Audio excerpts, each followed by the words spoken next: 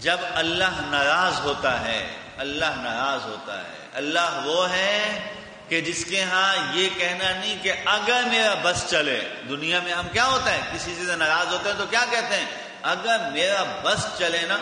یہ جو ہم کہتے ہیں نا اگر میرا بس چلے نا میں فلاں کے ساتھ ایسا کر دوں، یہ دنیا کے اندر یہی نظام چلتا ہے. ساری دنیا میں ہر دشمن کا یہی ہوتا ہے. جو جتنا طاقتور دشمن ہوتا ہے، جس دشمن کے جتنے اختیارات ہوتے ہیں، وہ اپنی وہی طاقتوں کو استعمال کرتا ہے، وہی طاقتوں کو استعمال کرتا ہے کہ میرا بس چلے نا میں یہ.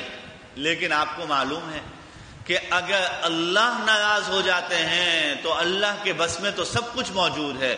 وہ زمین کو منع کر دے تجھے اگانا نہیں ہے، ارے اللہ راضی ہو جائیں تو سبحان اللہ، وہ زمینوں کو کہیں تو زمین اگائے نہیں برسائے، زمین میں وہ چیزیں نکلنا شروع ہو جائے جس کا تصور نہیں ہوتا. اور جب اللہ ناراض ہو جاتے ہیں آسمان سے بھی پانی نہیں پتھر برسا دیتے ہیں.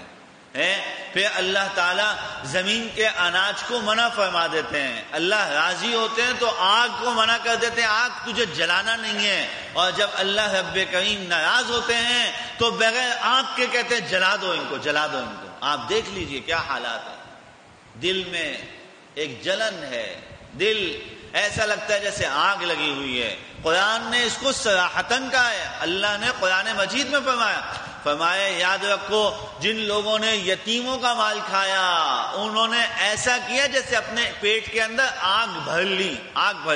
الذین یأکلون فی بطونہم نارا، اپنے پیٹوں کے اندر گویا کہ انہوں نے آگ بھر لی. آگ کو نہیں ہے یہاں پہ کوئی آدمی عقل مند ہے، کوئی پاگل بھی نہیں کرے گا کہ آگ کا شعلہ اٹھا کے منہ میں رکھے.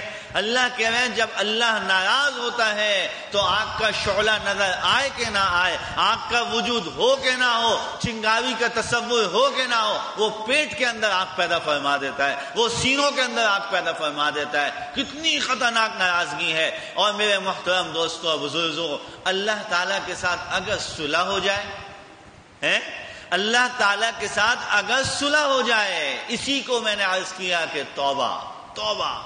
اللہ کے ساتھ صلح کا نام ہے توبہ.